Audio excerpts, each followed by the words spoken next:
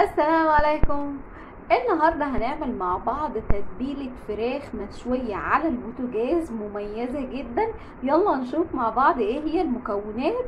ادي معايا دي نص كيلو من صدور الفراخ، تمام كده، ويا دوبك بس هما مغسولين كويس ومرشوش عليهم فلفل اسود.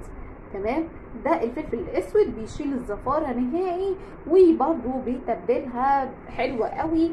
دي كده بنغسلها وبنجهزها. يلا نشوف مع بعض التتبيله. ادي التتبيله معايا عباره عن اول حاجه فيها هي كوبايه من الزبادي، اي نوع زبادي عندك مش مشكله خالص. تمام كده، عليه معلقتين من الخل، ادي واحده وادي التانيه، ومعايا نص معلقه من الثوم بمقام 4 فصوص ثوم، ونص معلقه صغيره من الملح بشطه بكمون، ولو ما عندكيش حطي ربع معلقه من الكمون وربع معلقه من الملح، ومعلقتين كبار من الصلصه، ادي معلقه وادي التانيه. ودلوقتي مجهزين ليمونه هنعصرها عليها، ودلوقتي خلاص عصرنا الليمونه عليها. ودلوقتي انا مجهزه نص معلقه من بهارات الفراخ، دي حلوه جدا للبهارات بتبقى جاهزه. طب لو ما عندناش البهارات الفراخ دي، عندك مرق الدجاج ممكن تفركي عليها مرق الدجاج برضه بتبقى نفس الطعم وحلوه جدا. بعد ما قلبنا كل المكونات كويس قوي مع بعض، هنبدا ننزل ب3 معالق من الزيت، ادي معلقه وادي الثانيه وادي الثالثه. دلوقتي نقلب كل المكونات بتاعتنا كويس قوي ونبدا ننزل بالفراخ بتاعتنا واحده ورا الثانيه، يا اما ممكن ننزل عليها بالتتبيله ونبدا نقلبها كويس قوي كلها مع بعض. يلا بينا.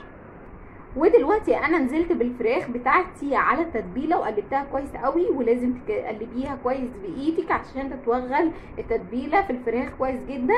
وانا هبيتها ليله كامله في التلاجة. طب لو احنا مستعجلين عليها، ممكن اللي هو مش اقل من ساعة ان انتي عشان تحطيها في التلاجة تشرب من التتبيلة وتتشبع. طبعا هي هتبقى حلوة وكل حاجة، بس لما بتبات ليلة كاملة بتبقى احلى اكتر. تمام كده، يلا بينا. طلعناها من التلاجة، هنبدأ نرصها في صينية ونرفعها على النار. ودلوقتي انا رصيتها في الصينيه من غير ما ادهن زيت ولا اعمل اي حاجه، عشان خاطر هي فيها زيت يعني مش محتاجه. تمام، هنرفعها على النار هاديه ومش هنقلب فيها خالص غير بعد 5 دقايق لما تاخد وش نهائي من تحت وهي هتنطر لوحدها. تمام كده، يلا بينا. ادي هي معايا على النار، شايفين اللي هي بدات ترمي من الميه اللي فيها، شايفين؟ هنبدأ نسيبها كده لحد ما تاخد وش من ناحية وبعدين نقلبها على الوش الناحية التانية، وكل المية والبخار والحاجات دي كلها تتبخر وهتاخد معايا وش حلو. وطالما الصوص بدأ يروح معايا دلوقتي، طالما بصوا اهي، بصوا اللي هي نطرت، فدلوقتي هنبدأ ان احنا نقلبها على الوش التاني.